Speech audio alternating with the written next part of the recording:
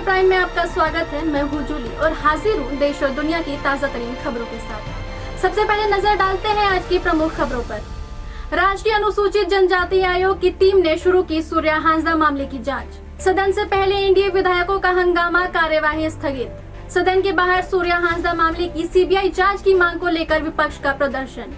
बिहार विधानसभा चुनाव से पहले ईओयू ने 432 आपत्तिजनक पोस्ट चिन्हित किए। 20 साल पुरानी गाड़ियों की रजिस्ट्रेशन जेब पर पड़ेगा भारी। बीजेपी अध्यक्ष पद की दौड़ में शिवराज सिंह चौहान का नाम आगे। भारत का अमेरिका को झटका, रूस से तेल आयात पर दिया बड़ा बयान। करण जौहर ने की अपनी नई वेब सीरीज की घोषणा। एशिया कप 2025 में बिना टाइटल स्पॉन्सर खेलेगी टीम इंडिया। आईटी शेयरों में जबरदस्त उछाल, टीसीएस, इंफोसिस, विप्रो ने दिखाई रफ्तार। अब खबरें विस्तार से। राष्ट्रीय अनुसूचित जनजाति आयोग की सदस्य आशा लकड़ा ने अपनी 7 सदस्यीय टीम के साथ गोड्डा जिले के बोअरिजोर थाना क्षेत्र में हुए सूर्या हांसदा एनकाउंटर मामले की जांच शुरू कर दी है। टीम ने धमनी रहरबड़िया पहाड़ स्थित एनकाउंटर स्थल का दौरा किया और मौके पर मौजूद पुलिस अधिकारियों से पूरी जानकारी ली। इसके बाद आयोग की टीम ललमटिया के डकैता गांव पहुंची, जहां उन्होंने सूर्या हांसदा के परिवार से मुलाकात की और उनकी समस्या सुनी। आशा लकड़ा ने बताया कि जांच पूरा होने के बाद ही नतीजे सामने आएंगे और संवैधानिक शक्तियों का उपयोग करते हुए निष्पक्ष जांच की जाएगी। झारखंड विधानसभा के मानसून सत्र में सदन की कार्यवाही शुरू होते ही हंगामा शुरू हो गया। जैसे ही प्रश्नकाल शुरू हुआ, विपक्षी विधायक सूर्या हांसदा एनकाउंटर और रिम्स 2 मामले को लेकर नारेबाजी करते हुए वेल में पहुंच गए।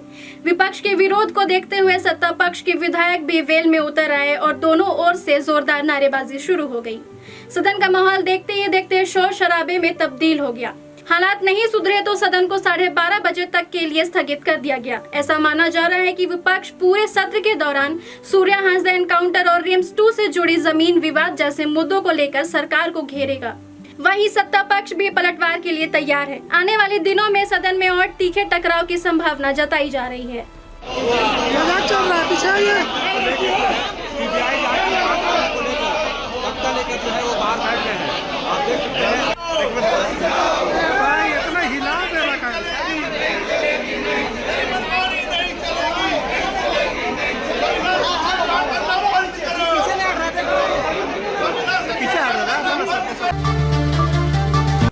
झारखंड विधानसभा के मानसून सत्र के दूसरे दिन विपक्ष ने सूर्या हांसदा एनकाउंटर और रिम्स 2 विवाद को लेकर विरोध प्रदर्शन किया। विपक्षी दलों के विधायक हाथों में तख्तियां लेकर परिसर में पहुंचे। वे इन मुद्दों को विधानसभा में प्रमुखता से उठाने का दावा कर रहे थे।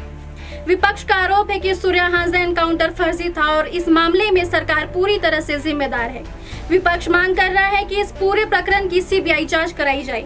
इधर रांची के नगड़ी इलाके में बन रहे रिम्स 2 अस्पताल को लेकर भी विवाद गहरा गया है। बीजेपी आदिवासी रैयतों की जमीन वापस करने की मांग कर रही है। इस मांग को लेकर भी बीजेपी विधायकों के तेवर तल्ख हैं।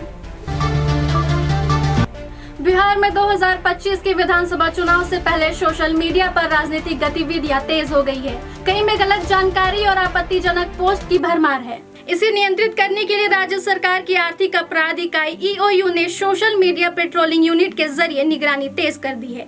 जनवरी से जुलाई 2025 तक ईओयू ने 432 आपत्तिजनक पोस्ट चिन्हित किए, जिनमें से 15 मामलों में एफआईआर दर्ज की गई।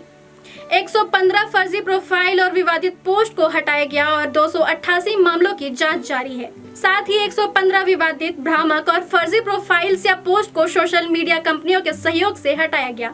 शेष 288 मामलों की जांच जिला साइबर सेल द्वारा की जा रही है। ये पोस्ट मुख्य रूप से धार्मिक, सांप्रदायिक, जातिगत और व्यक्तिगत मानहानि से संबंधित पाई गई है। कई मामलों में एआई जनरेटेड फर्जी वीडियो और फोटो भी पाए गए हैं, जिन्हें तत्काल हटाया गया और यूजर्स की पहचान की गई। अब एक काम की बात। सड़क परिवहन और राजमार्ग मंत्रालय ने 20 साल पुरानी गाड़ियों के रजिस्ट्रेशन रियूनियल फीस में भारी बढ़ोतरी की है। अब 20 साल पुरानी लाइट मोटर व्हीकल के रजिस्ट्रेशन पर 10,000 रुपए का शुल्क देना होगा, जो पहले 5,000 रुपए था। 2 पहिया वाहनों की फीस 1,000 रुपए से बढ़कर 2,000 रुपए, जबकि तिपहिया और क्वाड्री साइकिल वाहनों की फीस 3,500 रुपए से 5,000 रुपए हो गई है। आयातित वाहनों पर भी शुल्क बढ़ा दिया गया है। सरकार का उद्देश्य स्क्रैप नीति को बढ़ावा देना और प्रदूषण को नियंत्रित करना है। ये नए नियम 21 अगस्त से प्रभावी है। अब बढ़ते हैं राष्ट्रीय खबरों की ओर। बीजेपी में राष्ट्रीय अध्यक्ष के चुनाव को लेकर हलचल बढ़ गई है। मध्य प्रदेश के पूर्व मुख्यमंत्री और केंद्रीय कृषि मंत्री शिवराज सिंह चौहान का नाम अध्यक्ष पद के लिए प्रमुख उम्मीदवार के तौर पर सामने आ रहा है। हाल ही में उन्होंने संघ प्रमुख मोहन भागवत से मुलाकात की, जो करीब 45 मिनट तक चली।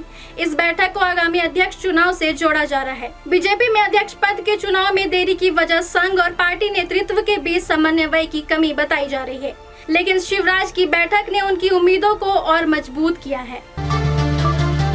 अब बढ़ते हैं अंतर्राष्ट्रीय खबर की ओर। भारत ने रूस से तेल आयात को लेकर अमेरिका की आलोचना को खारिज करते हुए अपना रुख स्पष्ट किया है। रूस में भारत के राजदूत विनय कुमार ने कहा कि भारतीय कंपनियां जहां सबसे अच्छा सौदा पाएंगी, वहां से तेल खरीदना जारी रखेंगी। उन्होंने जोर देते हुए कहा कि भारत अपने 1.4 अरब लोगों की ऊर्जा सुरक्षा को सर्वोच्च प्राथमिकता देता है और इसके लिए कोई समझौता नहीं करेगा। अमेरिका ने आरोप लगाया कि भारत रूस से तेल खरीदकर यूक्रेन युद्ध में मॉस्को की मदद कर रहा है, लेकिन भारत ने इसे पूरी तरह खारिज कर दिया है।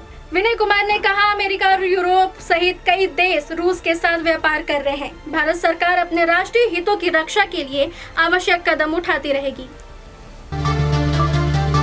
अब आपको ले चलते हैं मनोरंजन जगत में। करण जौहर ने अपनी नई web series do you वांना partner की घोषणा की है। यह सीरीज 12 सितंबर 2025 से प्राइम वीडियो पर स्ट्रीम होगी। करण जौहर ने इंस्टाग्राम पर इसका पहला पोस्टर साझा किया, जिसमें तमन्ना और डायना चश्मे में नजर आ रही हैं। हालांकि पूरी कास्ट के बारे में जानकारी नहीं दी गई, लेकिन करण ने नकुल मेहता, श्वेता तिवारी, जावेद जाफरी जैसे सितारों का उल्लेख किया है, जिससे यह अंदाजा लगाया जा रहा है कि ये सितारे भी सीरीज का हिस्सा हो सकते हैं।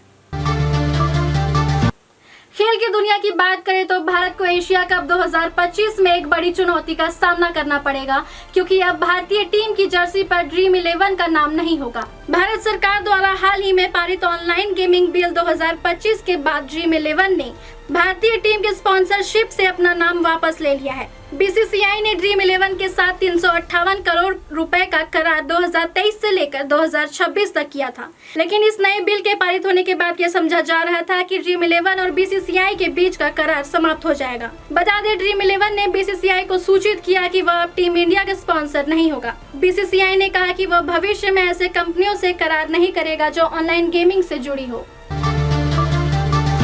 अंत में बाजार और कारोबार की बात। सोमवार को भारतीय शेयर बाजार में आईटी कंपनियों के शेयरों में जबरदस्त तेजी देखने को मिली। टीसीएस, इन्फोसिस, विप्रो, एचसीएल टेक और टेक महिंद्रा के स्टॉक्स में 2-3% तक की बढ़त दर्ज की गई। इसका असर सेंसेक्स और निफ्टी पर भी पड़ा, जहां सेंसेक्स 300 अंक चढ़ा और निफ्टी 50 इंडेक्स 25,000 के करीब पहुंच गया। अमेरिकी फेडरल रिजर्व के सितंबर में ब्याज दरों में कटौती के संकेत से ग्लोबल मार्केट में सकारात्मक माहौल बना है, जिससे भारतीय आईटी कंपनियों को लाभ मिल सकता है। विशेषज्ञों के अनुसार यह भारतीय बाजार में विदेशी निवेश को बढ़ावा देगा। फिलहाल आज के लिए इतना ही। दर्शकों, कैसी लगी हमारी ये पेशकश हमें जरूर बताएं। कल फिर मिलेंगे रात 8 बजे। बने रहें हमारे साथ, देखते रहें आईटी टीवी इंद्रधनुष।